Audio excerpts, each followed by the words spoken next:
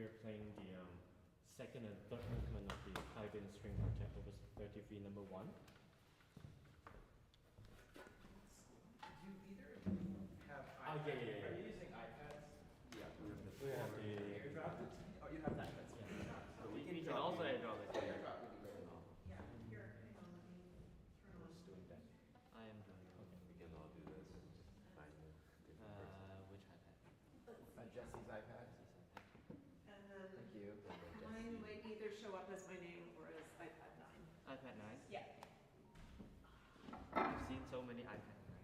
I don't know who's iPad.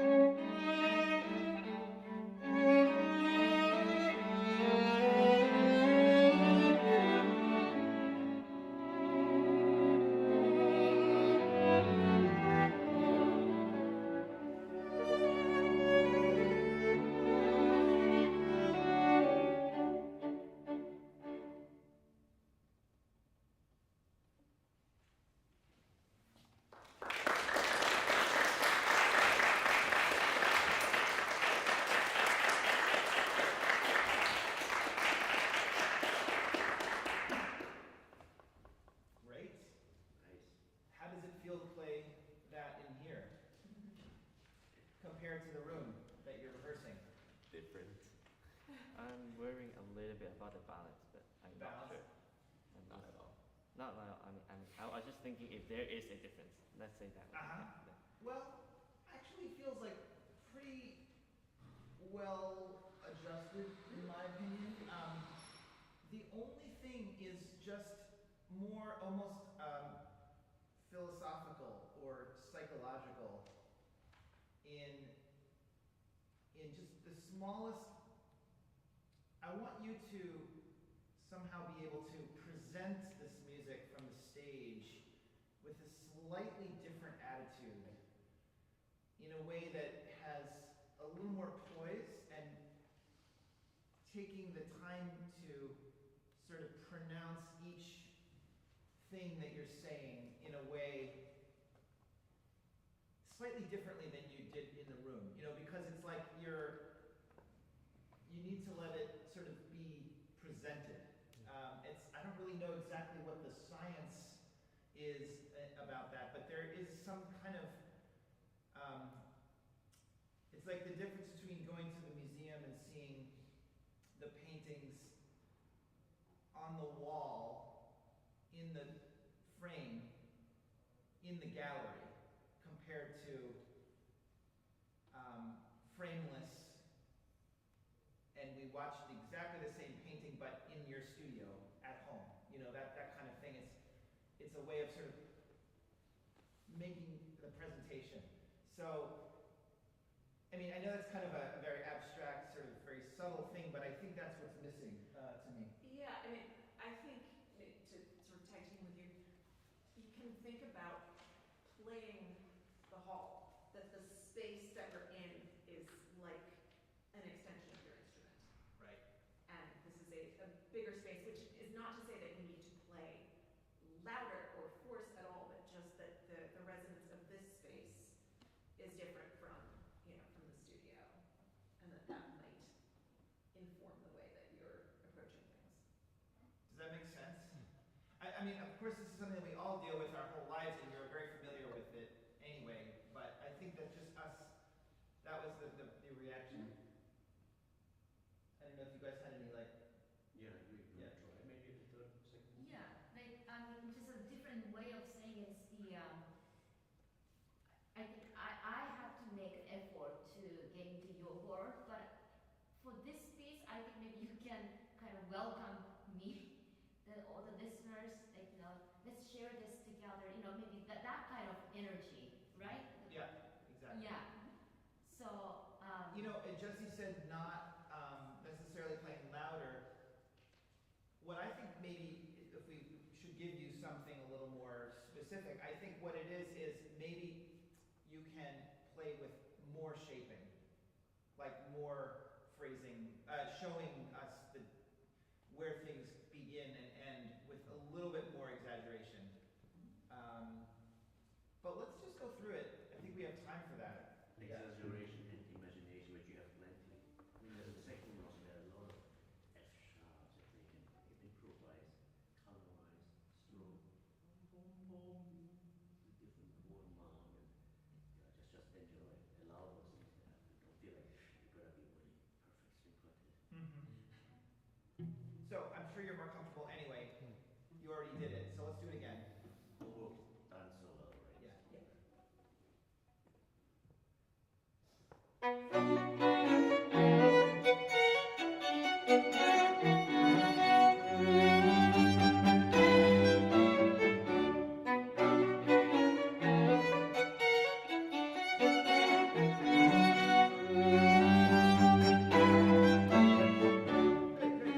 Just even that sforzando, maybe to me that's the feature of that first half.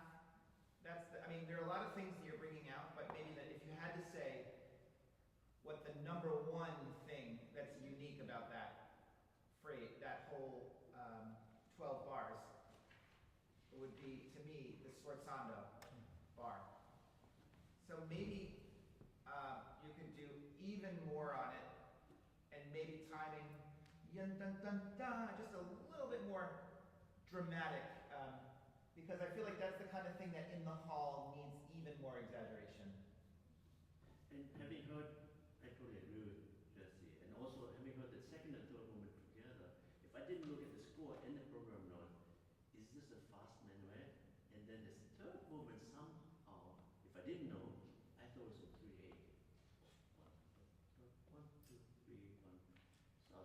this is minuet? But I was like, no, it's actually the second one is a scherzo. And I go di molto, and then the second one, the third one is andante. Is that the tempo usually being played for the film? Is that, Um, can that be slightly? it could be slightly more spacious, not, I appreciate that it's not Yeah. slow, Yeah, yeah, but exactly. yeah, I think a little more, slightly more generous. Let me just, since this is a masterclass with an audience, and thank you all for coming, just something to, we were talking about this yesterday, but maybe it's good to explain that Haydn wrote a million string quartets, and at some point, he started using scherzo instead of minuet Right, for that you know, movement. not exclusively, Right. but this is a pretty early example of that, right? Up to, up till about this point, the minuet was the standard sort of dance movement. The traditional thing was to write a minuet in either the second or third movement of a piece, which was a dance. But this is a little bit more of a artistic statement by the composer to call it scherzo and not minuet, which has a little bit more of a different character. And can you tell the audience what the difference in your minds is between scherzo and minuet in terms of like what you want to bring out differently compared to if it were minuet? Minuet gave me or gave us a more calm and easygoing feeling. It's a lively dance movement, while scherzo often means something more intense and a little bit faster maybe, and yeah, Humor. Right? humor. Yeah, It's right, scherzo in Italian means joke. Uh-huh. So there is it's like, what's the joke? So show us the joke, or show us the exaggeration, show us the intensity, all of that stuff that you said. Let's try it one more time. Don't change anything, but just this. I mean, for tonight, from what I said, if I didn't look at the music, the third movement for me sounded much more than the minuet. 1, 2, 3. I know you're feeling in 2, but that's what I was wondering. Tempo, not faster necessarily, but I know we see those carrots too, so maybe that's part of it. But I don't know the answer. If I didn't know the score, I'd be like, oh, that's a minuet. Yeah. So let's try this. Let's try this scherzo again, Yeah. and then let's save a little time and do a little bit on the next movement as well.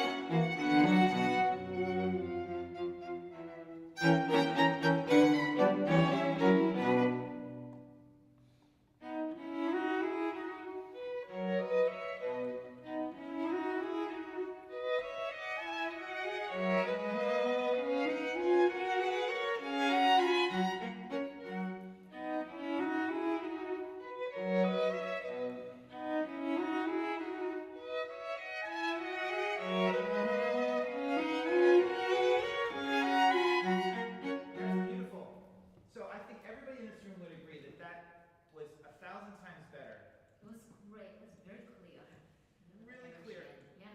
It's like you had an idea that you were showing us. You know, that was, you kind of went into it from the first note with a statement that you wanted to make. And that's the way you should approach it tonight.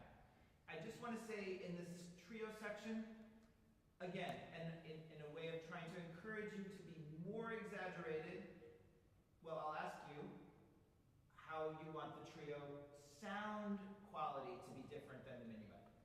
The scherzo. I'm sorry, from the scherzo. More Normal. dreamy. And I was thinking about dreamy. Say again? Dream. Dreamy? Okay. Can you tell us how you're going to achieve that from the very first note in the lower strings, in terms of the tools at your disposal, bow and left hand? Faster bow speed. maybe, Faster vibrato. yeah, maybe a little bit Off the bridge. Yeah, off the a pitch. little more over the fingerboard and a little bit fluffier sound, right? And what about the left hand? You said something? Maybe like faster but narrower vibrato. Yeah, I thought maybe that it feels a little bit still. I think you need to go further with that. So I just wanted to put it into words. I think maybe it could be more gracious, something da, da, da, just a little bit more easygoing, like you said, compared to dun da dum bum bum that way. It's hard to get it from the first note, but if you can try to get it from the first note and not just the second bar, you know what I mean? So let's go from the last forte before the trio and then go on and see if you can make the change. Last Forte. Sure, yeah, the upbeat.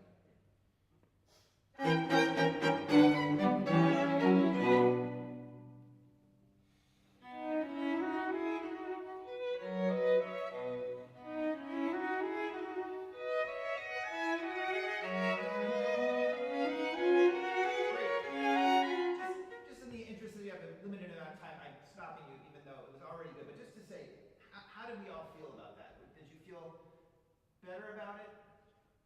I wasn't thinking about dreamy at all. Like when I was playing it. So I think, maybe my suggestion of doing it from the first note is actually counterproductive. I think maybe the first note actually has too much intensity. So if you're trying to do something from the first note, maybe it's better to just use it as, feel like it's a lead-in. Yum-da, instead of yum-da, you know what I mean? I think that was the problem. Or think of the gesture as a whole rather than Right. one at a time. I think it has potential, but let's just do it even more. Let's try that again from the forte.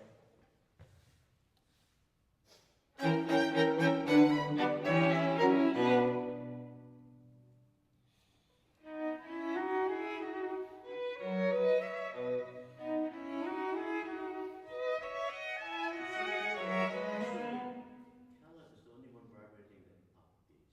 Nobody else is. Oh, sorry. So much better though, so much better. Want to just go right on it?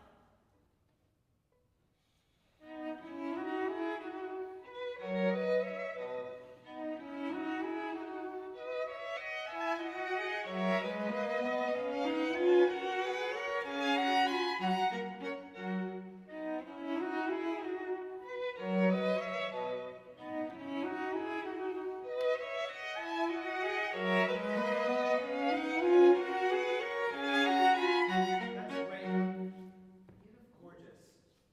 What? So, yeah, go ahead. Before I think we want to move to the next one, but one question I had in the first part, A part, 21, 22. I like how you slightly delay the quarter note coming in, right?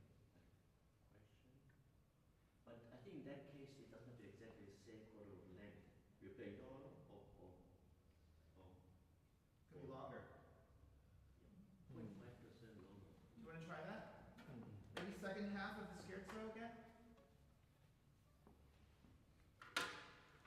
Or as Jesse said, maybe it's about feeling that the room and the resonance in the room is part of that, how you play that note and the space around it.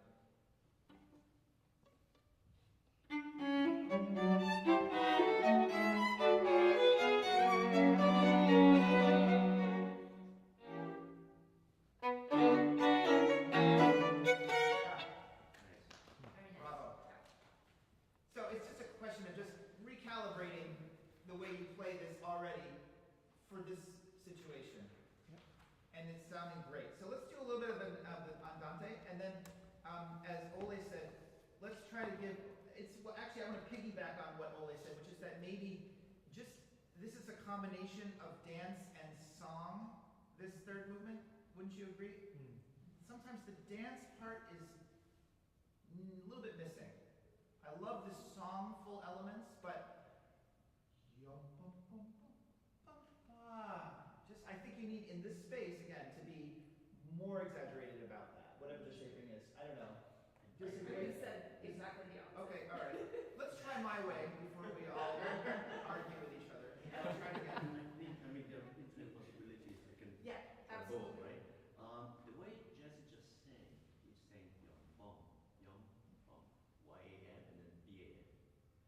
first upbeat doesn't have a carrot, right?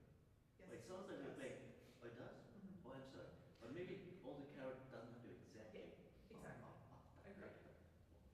Yeah, maybe slightly. And then it's there sometimes and not. Lemon.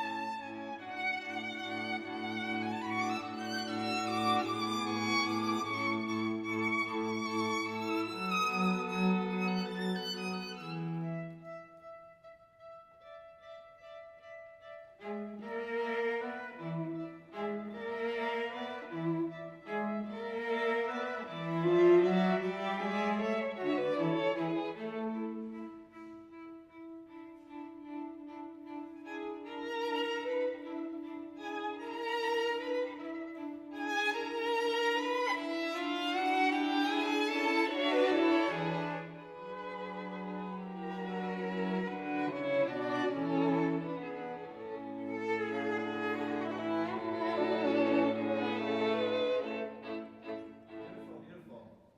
So it has much more poise now, which I like.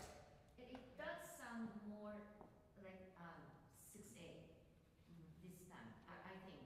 Then it was very clear that you were going to be at the second part. That gesture was, yeah, very clear. Yeah. I just want to point out, we have this dominant seventh chord.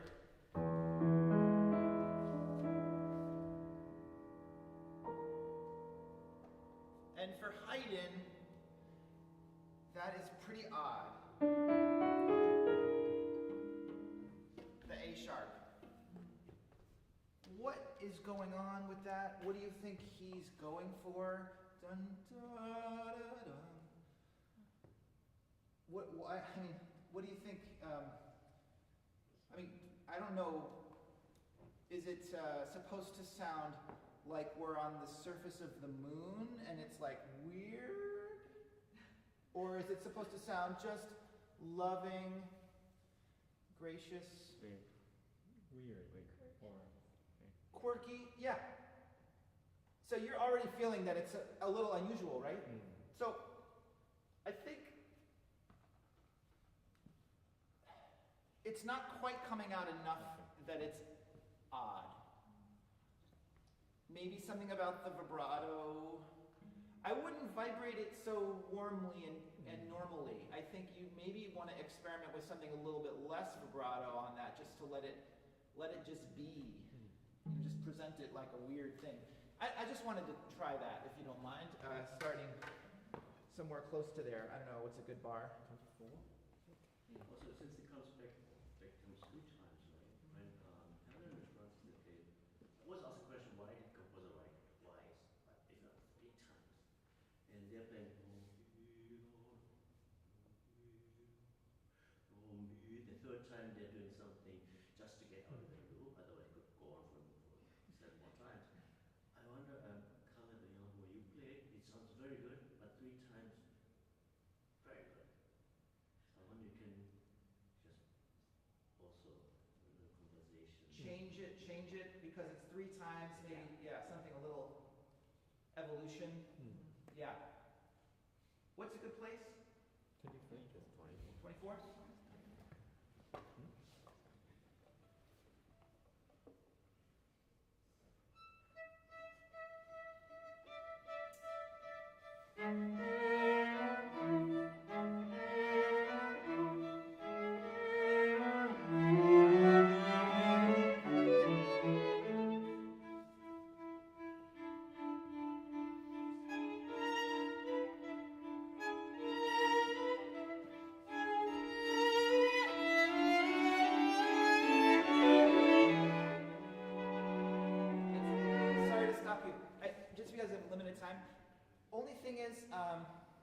Where is it?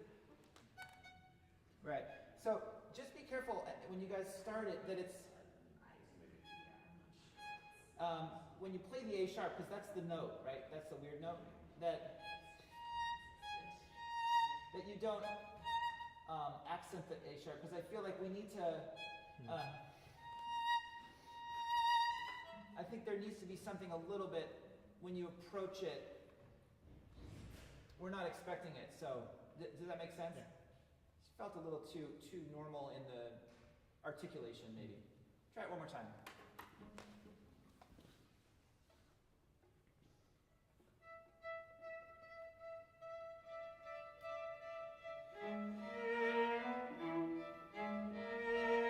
Try it one, yeah. Just even delay the I would say even later when you emerge on the A sharp note, sound-wise.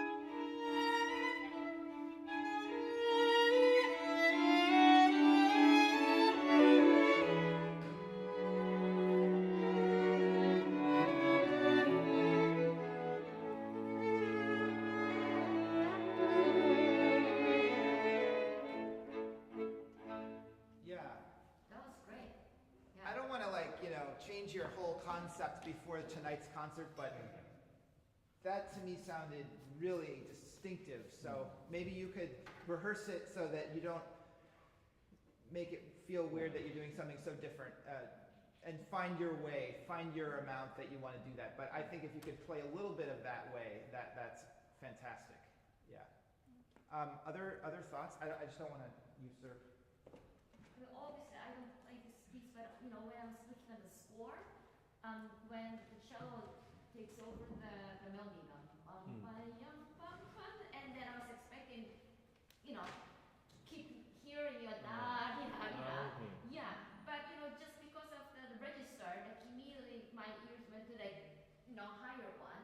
I wonder if you could still play, finish up your melody a little more.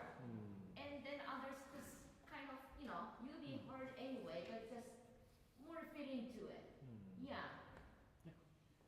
That was his intention. I was thinking if I should pass To the first line. Oh, I see. but doesn't sound quite convincing. It was a little dun dun dun dun dun dun suddenly so much higher, and then because later you have dun dun dun dun dun dun dun dun dun dun, only that figure. Yeah. But when you introduce the first time, you actually have the whole tune, right? So I kind of wish, I could hear a little more. Sure. Yeah, but obviously there are many different ways of I can try. doing it. But anyway. I think we actually have to stop. Sounds really good. Really good. Yeah. Really impressive. Very nice.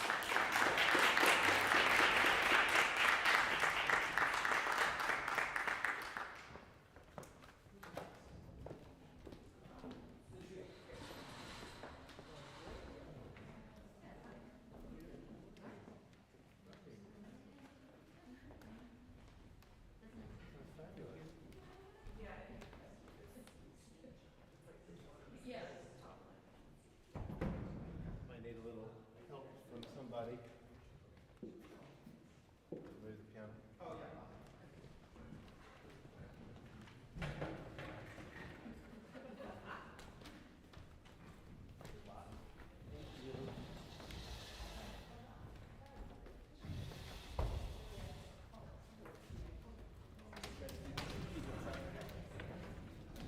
I think whatever you'll adjust. Yeah, we'll adjust. Whatever. How about that? It's probably good. Sounds great. In this hall, when the piano gets too close to the wall, Got it. that's probably about right. Yes. Want those regular chairs, if I remember correctly, or a cello chair? This one's fine. This is one of That's a the. cello. Yeah. First and foremost. Thank you so much.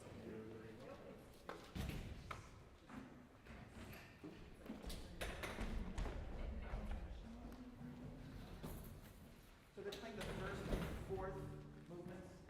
Okay. Before I forget, because this is when I start forgetting stuff. We should take a trip across the street so you guys can see the. I always think of you when I. The new Clyburn Hall. So maybe. They I don't know took if us. they took you. It was Oh, very okay. nice. And a beautiful exhibit too, upstairs. Oh, yeah? With all of his memorabilia and letters from Yeah. presidents and. He played for every president from Eisenhower to Obama. I think they have something from each of those presidents, basically. Well, and if you want to, there's a meteorite gallery over that way too. Like, not in that building, but down there.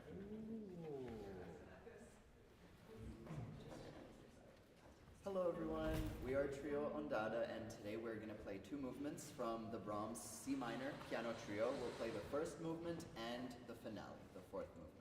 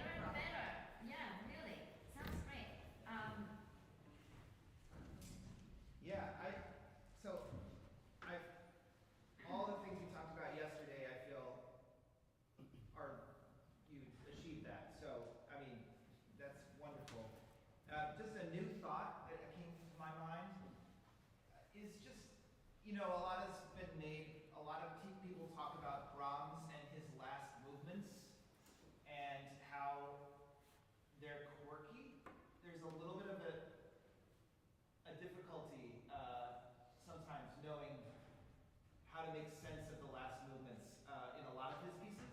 I don't know if you feel that as well, but so it just begs the question of, in this one, like what,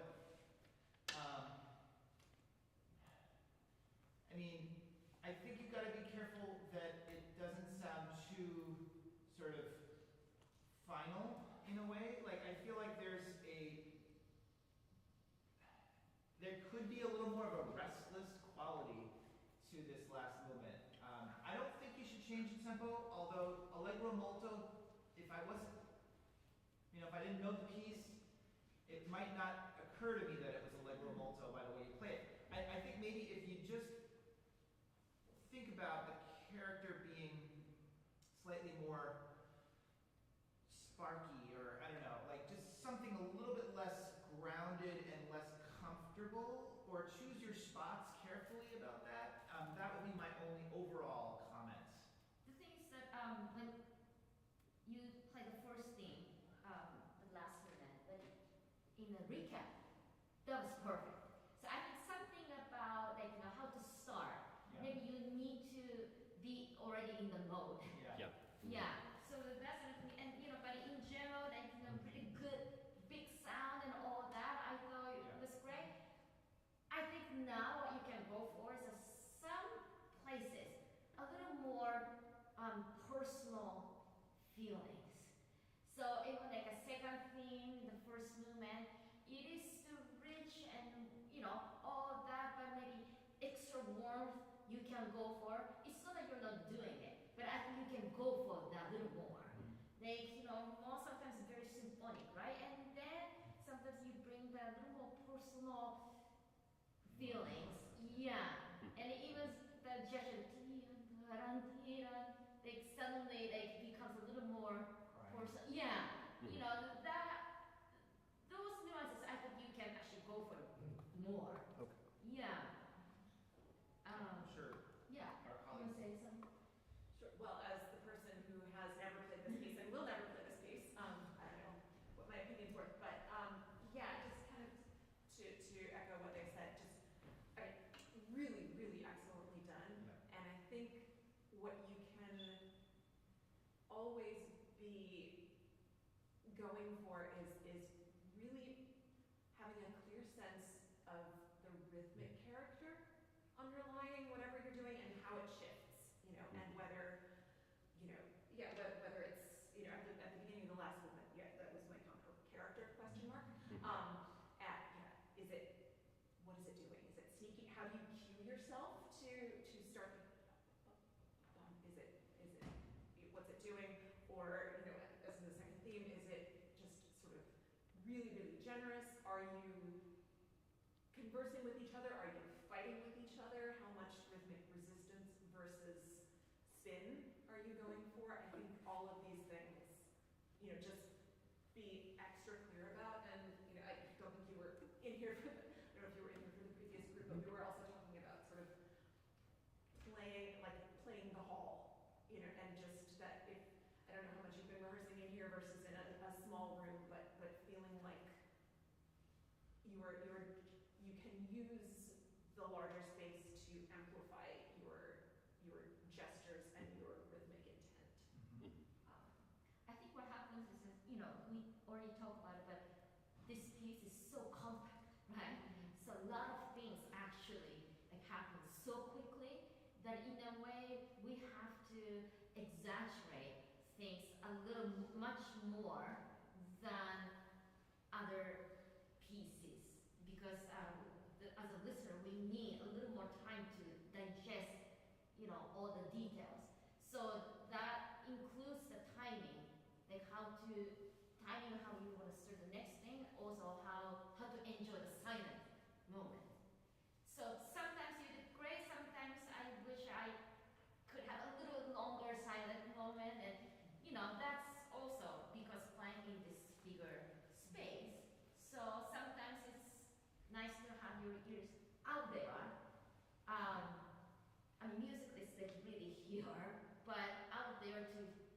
to also enjoy the silent moment. Also, even like some soft sections could be even softer. Yeah. Yeah. It sounds so good overall. I mean, just really, I was in the back of the hall, like, wow, really symphonic and sometimes really intimate chamber music. In this hall, I thought you were playing this hall, the beginning of the fourth movement. If I didn't know, I thought the dynamic would be nice mezzo forte. It's piano. And then also, it's hard enough to start the fourth movement, but you have to think, how are we gonna get from the third movement? C major, right? And then how we're going to start the fourth one. You have to actually practice that, the mindset, and how to, I don't know the answer to it, but also, we haven't played this, right? Did we? Not yet. I personally like, the first movement.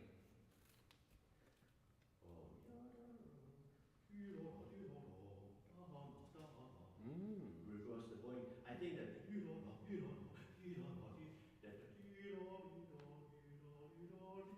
augmented. I think that melodic line, and then you might think, oh, how are we going to get to the chord? Play the chord up, because the piano then goes up, same gesture. I mean, don't change it for tonight, but maybe you can experiment and go back and forth, see what you like. Maybe we could just, since we have limited time right now, go over a couple spots where we could distill the character and sound it even more. One of the places in the first movement, okay, let's do the beginning. Yeah. But I also, what I want to do is measure 98 for that dolce. I don't know if that's something we talked about yesterday, but being more tender, more. That's also actually one of my favorite spots. Very personal and like suddenly as if he got lost, Yeah. But you want to Could start. be a bit softer or, But anyway, the beginning, the great sound. But when you arrive at the da-dum, ba-bam, da-dum, da-dum, let's feature that is major. Usually minor and a lot of G, pedal points, so intense. So where are we going? Da-dum, E flat major. So, because it sounded a little still too intense. Great sound, but still too much the same. So somehow, if you can bring the joy there immediately. Should we try starting again?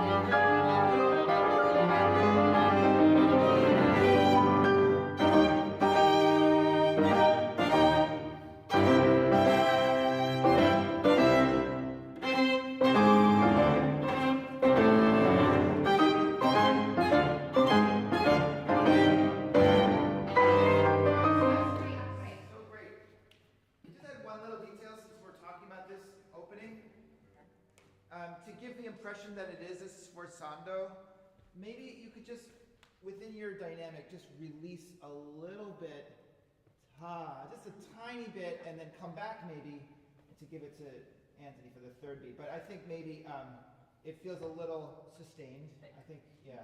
So that might give even more power without having to play louder, actually. Try it, see how it feels. And at this time, the joyful, the E flat major chord came out very nicely. Yeah. And then you can go back to the intensity from the 16. The harmony gets darker, right? Yeah. The half notes are not quite the same in the string this time.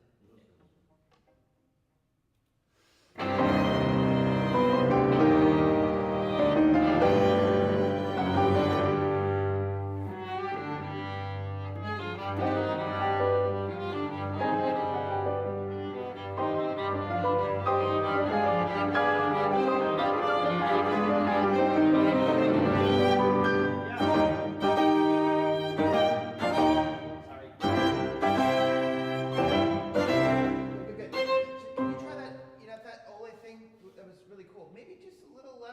it as well for the melodic part. Yada, the melodic. Yeah, yeah. Obviously, you can't do that on all the notes, but just on the melodic note, just that way. I think actually the way you're playing is a perfect amount of balance between bringing that out and not sounding off kilter like a lot of people play. They exaggerate so much. I think your proportions is just right, but I thought if you just gave a little left hand on it, it would make it more clear. Sorry to stop you there. Let's do it one more time.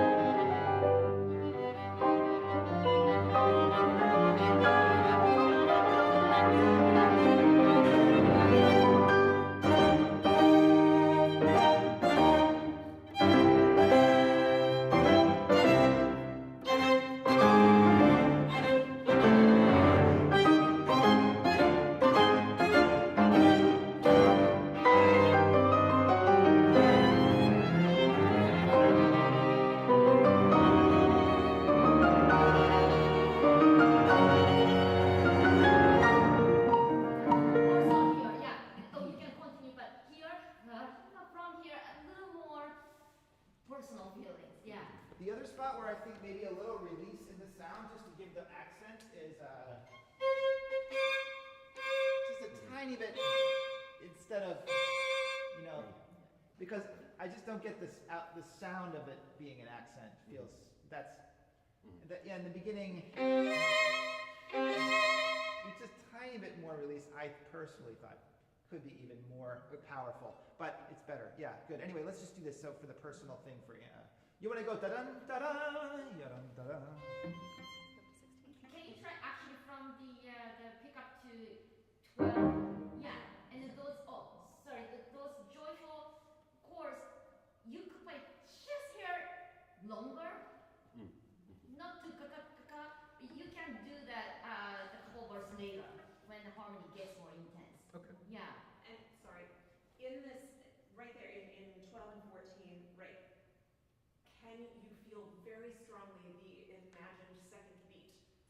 Ta-dum, pa-dum, pa-dum, pa-dum. I'm losing a little bit the shape of that word.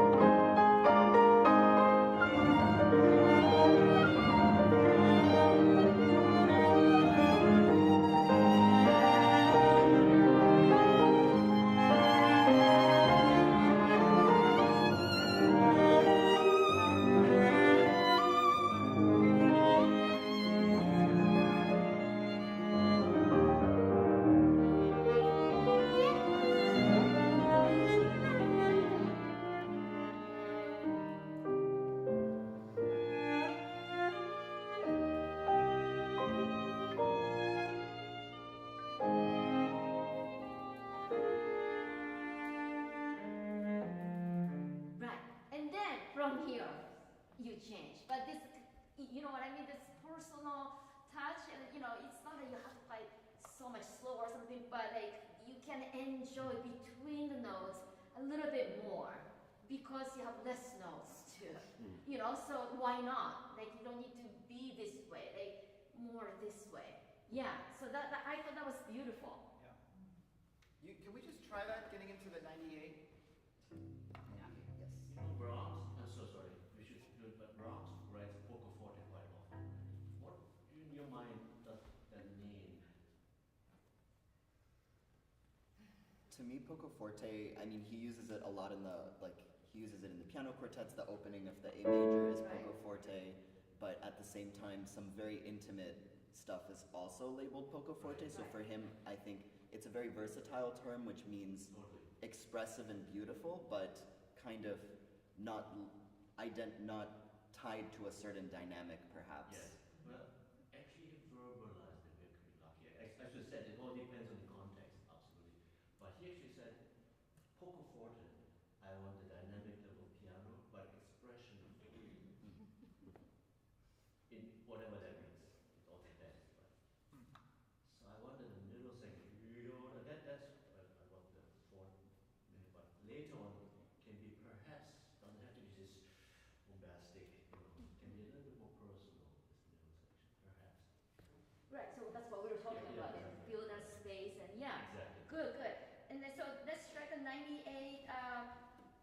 Maybe a couple bars of fours to get the Yeah, transition. just extra something super special. Yeah. Can we go from 91?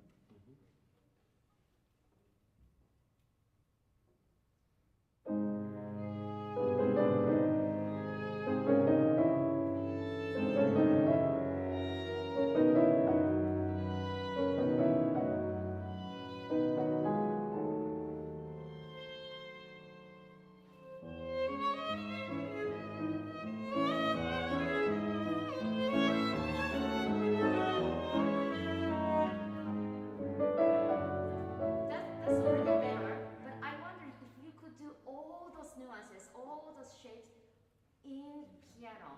That like he has all the feelings, but he can't just let it out too easily. I have a theory about this, like, so it's pianissimo and then it goes to piano, right?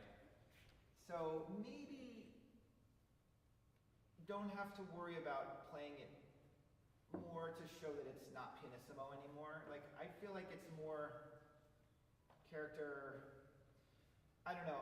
What I think is the interesting thing is the first note and the different function that it is in the chord, right? The diminished and then, yeah, so I would linger, honestly, just to show that. I feel like right now, I feel that you're achieving the going to the third beat, but maybe there's something about this period of transition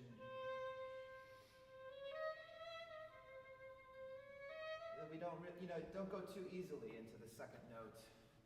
See how that feels for you. Try it one more time. Also with this group, what Jesse is, I'm totally piggybacking. It's just a scale, right? C sharp minor, but it's two opposite tours. The second one may be passing one. Tension release. Right. Passing not to be thought on. Can we try two before? Sure.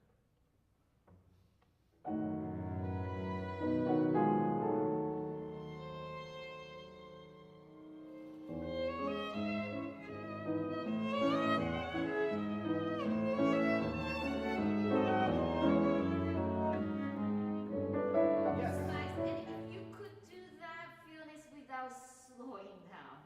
I think what it is the how to get to the second beat.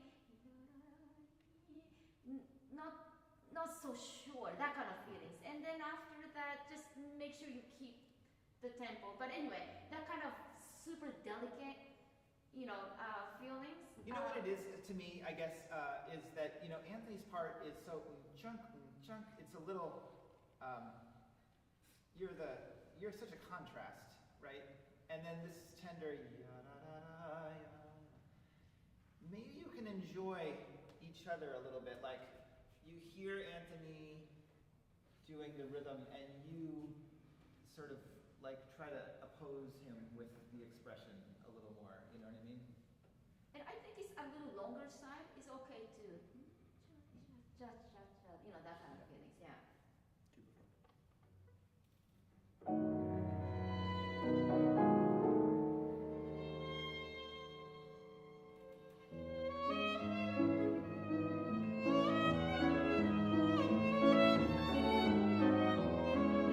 There we go.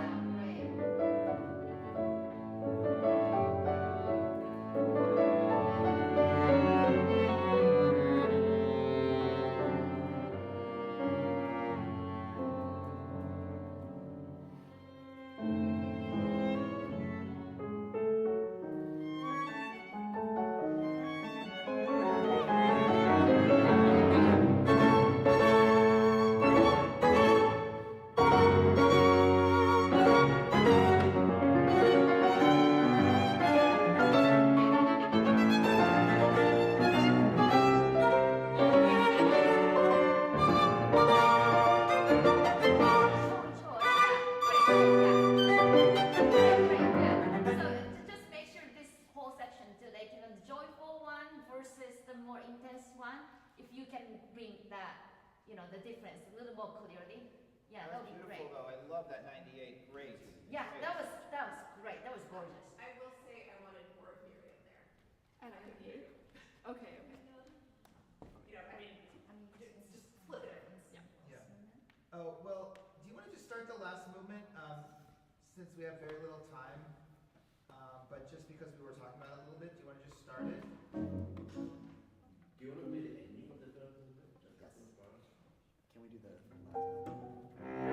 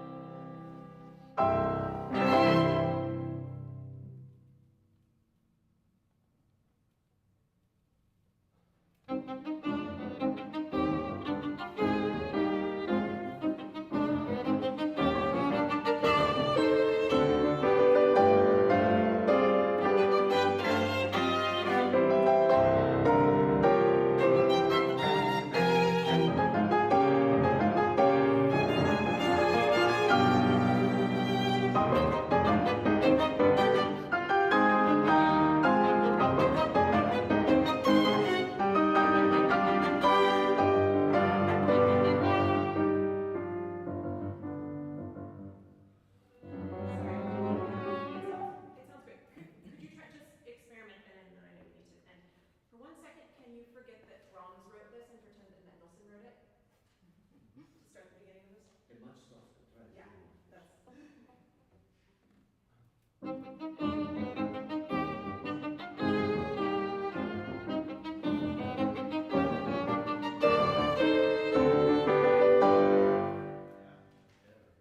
Better. I think you can still play softer. Like you can play really soft in this ball and it projects.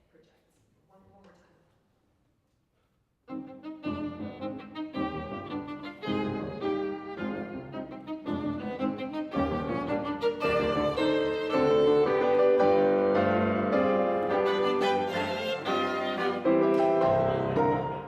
Getting there, I think that was fantastic. It's not, it's much harder actually, but it's still sounding very good. Like, don't worry for this, sounds fantastic. Can you make a point of not making crescendo whatsoever for the first part? For And- four parts, just really And keep the tension. wait to make the accents till you go. Nice. That's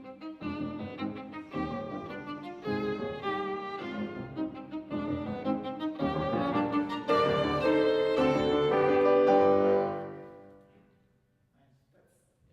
much better. I feel like we have to move on. Thank you. Can't wait to hear you tonight. Great. Thank you.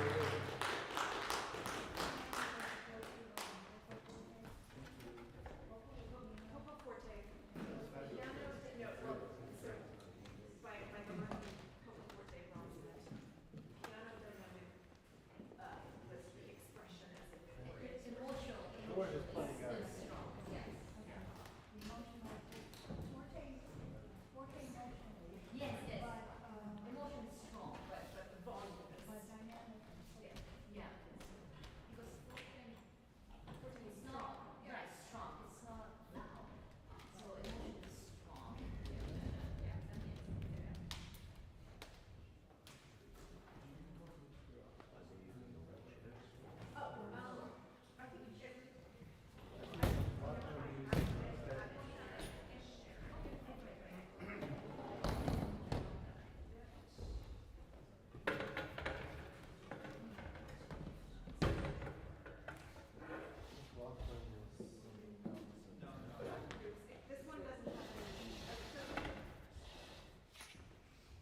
your preference for chairs?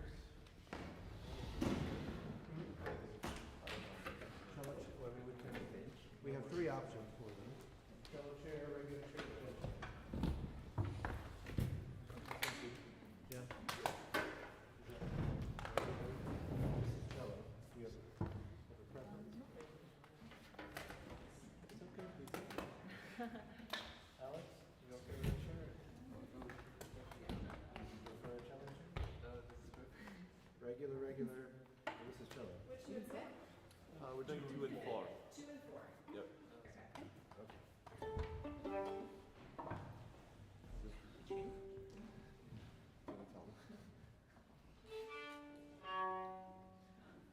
Sorry, my G-string snapped this morning, so this is a new string.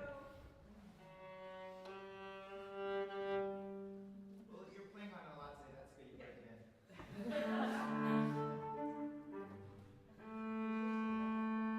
Yes. That's not. Lachlan, do you have an old one?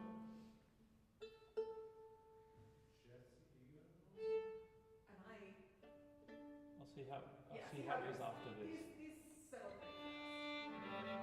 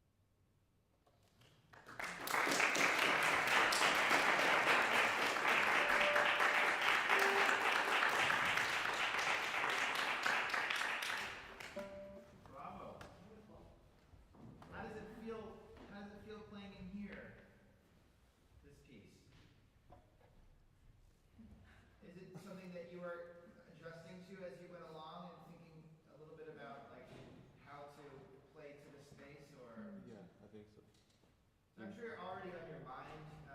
We've been saying to everybody the same thing, which is just something that we all have to tell ourselves, is to make sense of it in the environment that you're in.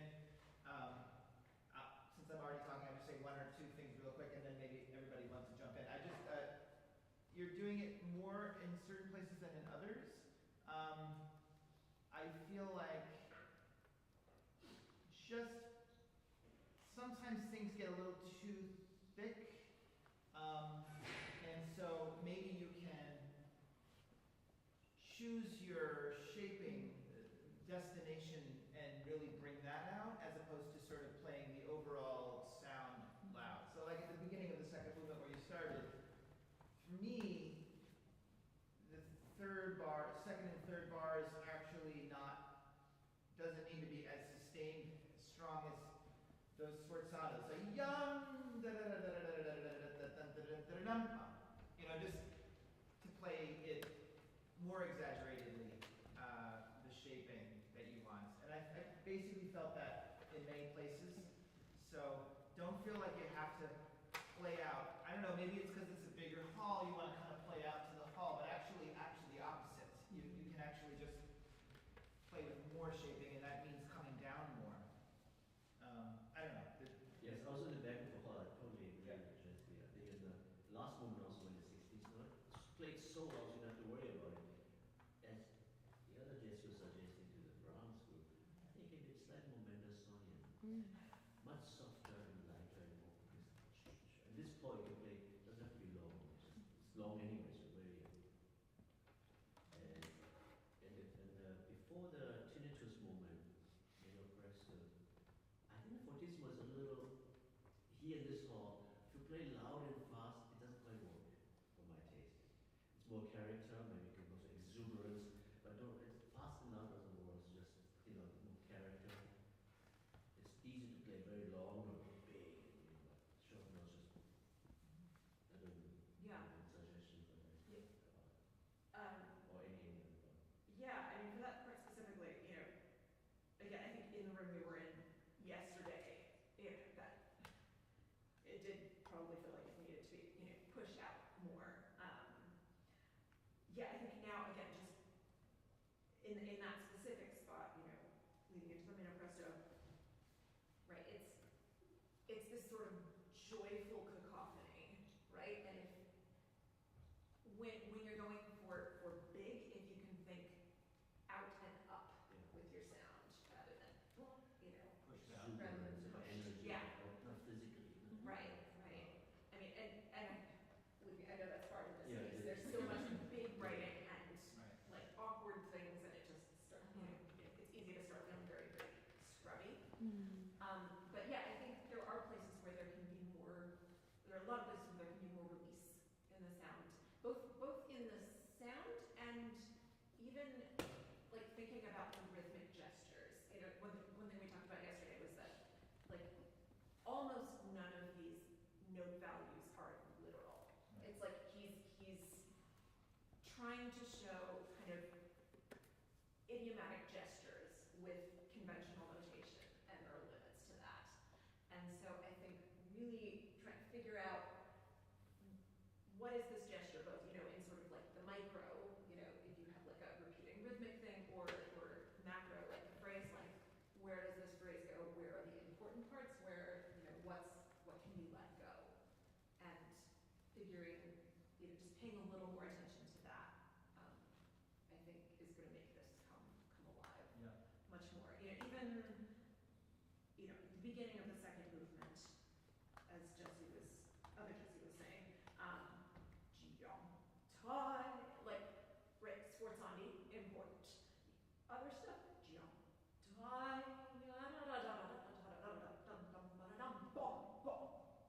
and I think you have a lot more freedom, time-wise, to show the gestures. Yes. So, do you want to try the opening in a second? Yes.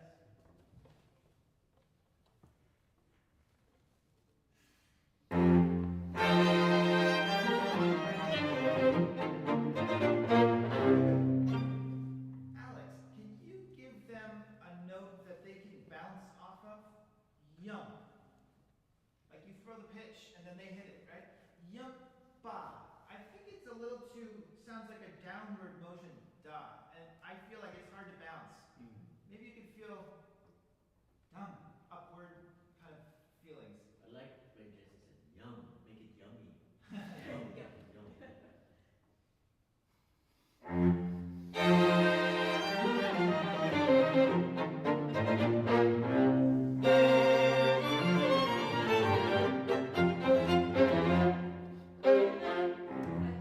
I like this better already. I think your fourth bar is still a little bit too literal.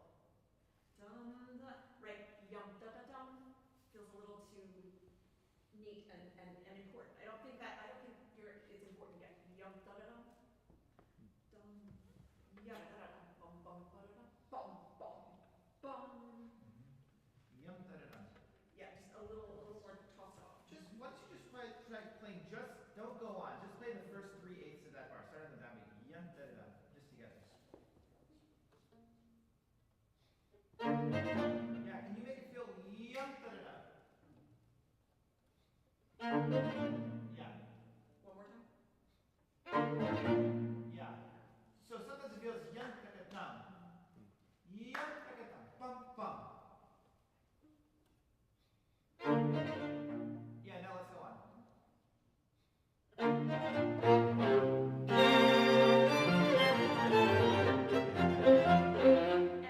right, having sforzandi on the last eighth note of that bar, and then a remarked forte on the downbeat. That doesn't have to be literally in time either. Right. Yum da da dum bum bum. Like you should that fourth eighth note sforzando is a little bit jarring, and we need to hear you respond to that. It's an invitation to a party, a polka party. Yeah. It's not, oh my god, you have to play really well with string quartet. Right. It's very It's great. not It's German. just fun. I know. I said it's not German. Why don't you start now that we've done this? Let's start from the beginning one more time.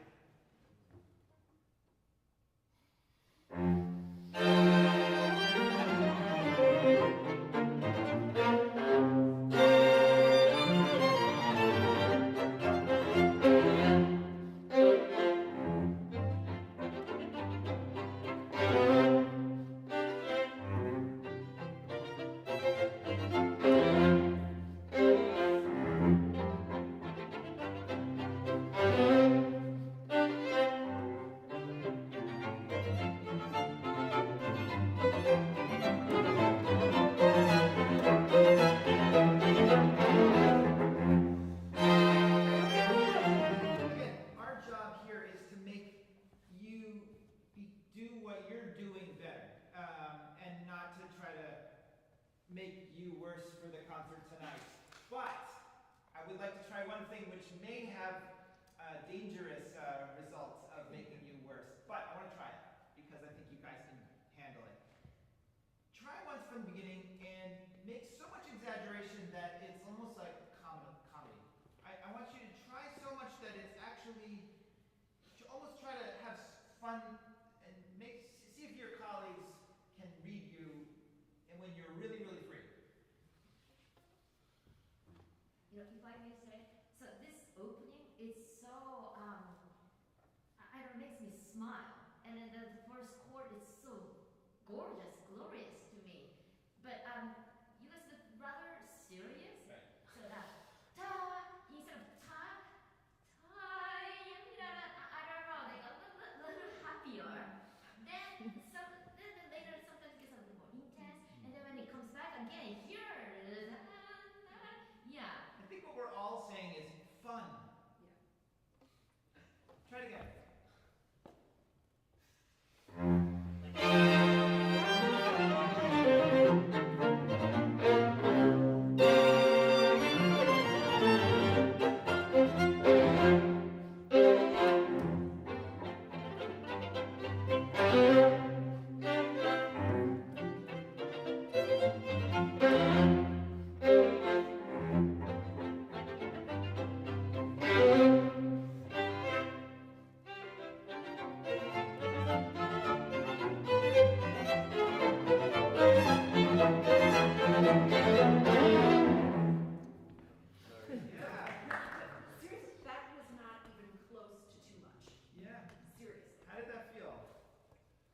free, I think. Yeah. Less worried.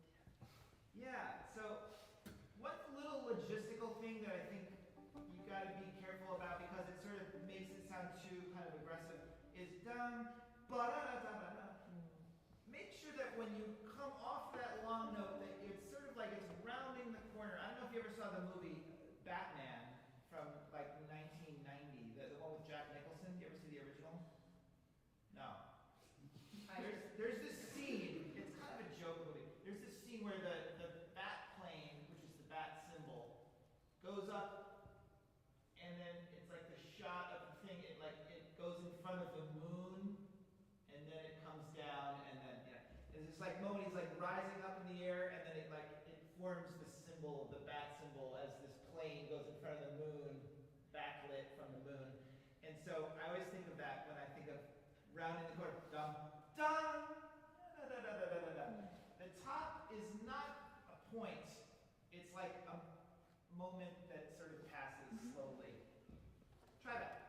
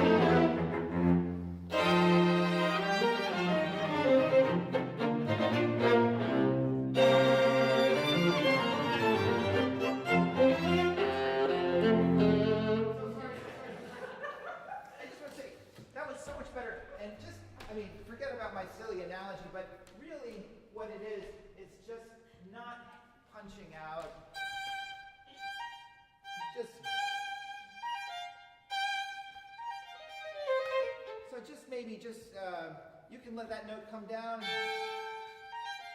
a little bit and just more gradual. Then you can make your crescendo later. But right now it sounds a little, it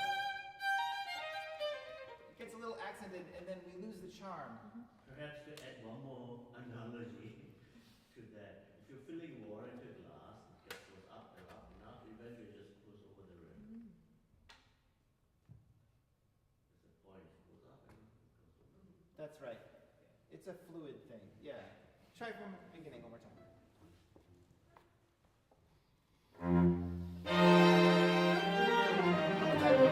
Even less accent on the up bow.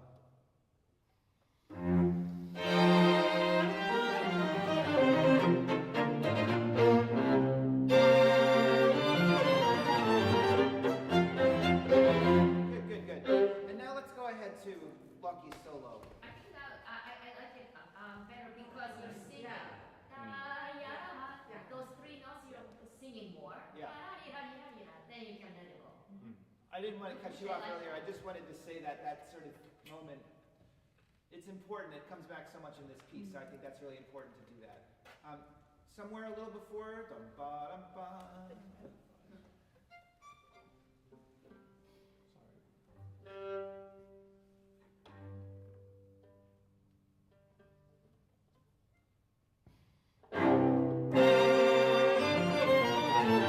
One time. You heard it yourself, Ian? Yep. I'm so sorry to stop. I'm just stopping to Jesse. It's sounding a little too good, too precise for my taste. It can be more, maybe 5% less Beethoven, also maybe 5% less Beethoven and 5% more Schubert.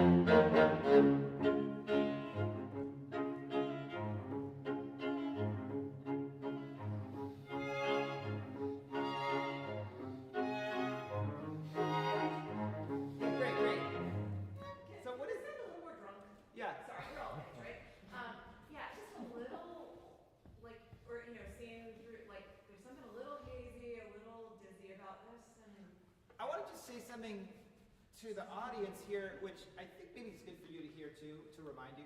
So, like, Smetana was a very autobiographical composer. Our trio played the piano trio the other day, which was also autobiographical from an earlier time in his life, about actually something more serious, the death of his daughter, and he incorporated a lot of the melodies that they used to sing together, and it's very emotional. And this piece is actually called From My Life. It's at the end of his life when he wrote this piece, and he's telling a story of the autobiographical story of his life, and so a lot of the musical things in here are actually supposed to be specific things that happened in his life. And we earlier spoke about this tinnitus moment. You're probably like, what is that? But can you guys play that just real quick? Just that spot from Q. Oh, yeah. Oh. Last one.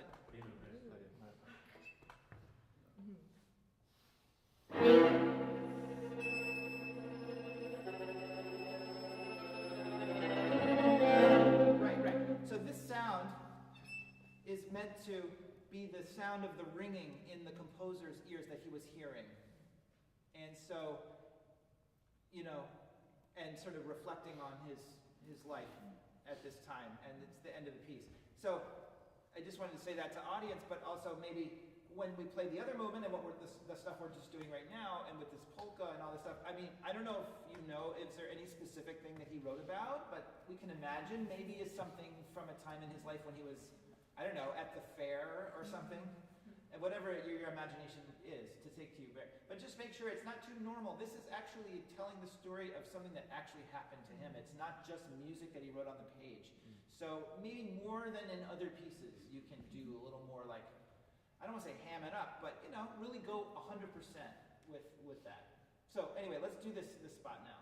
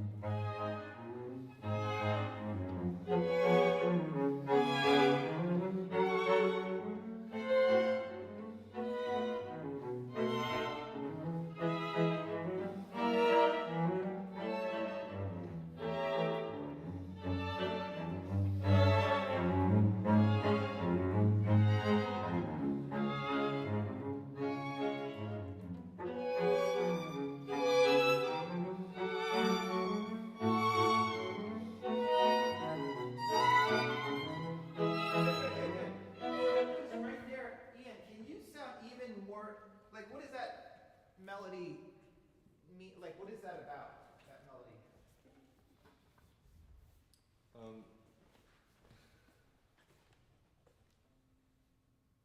I feel like it's sort of Smena adding his own sort of, character to the dance. I mean, it's been just sort of the same rhythm for 20, 30 bars, and he's finally got some of his own character that he's put into the dance. What kind of emotion is that?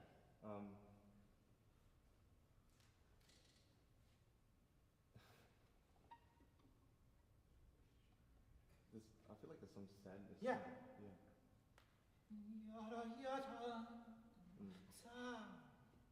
I feel like we are coming out of something very kind of,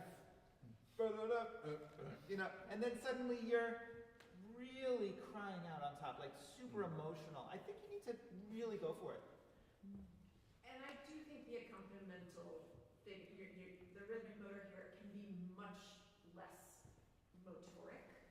I think you have so much more da-da, da-da, like, it should sound less even. I think let the harmonies, like, surprise you. Like, you're playing kind of little games with each other. Right. And like, it's this sort of constantly shifting emotional. Yeah. Almost like a sentimental background. You might experiment with creeping in from nothing on the beginnings of Mm. you know, don't feel like you have to pronounce Yeah. all of it, you know. Let's try that from somewhere around there. Or before F.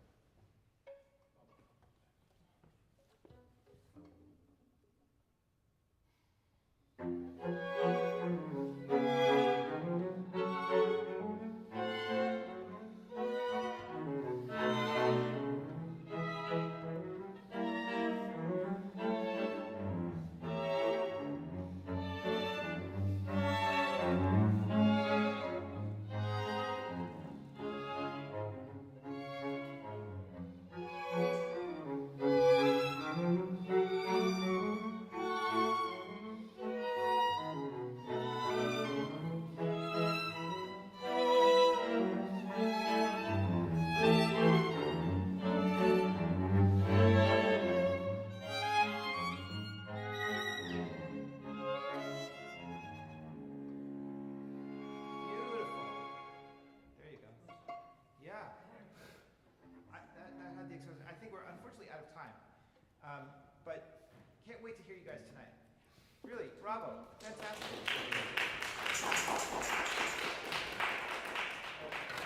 You guys done so great. Yeah, it's really good.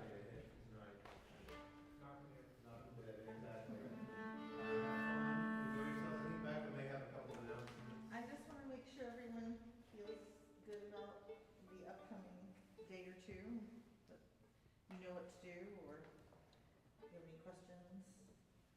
Okay, good. Well, there's a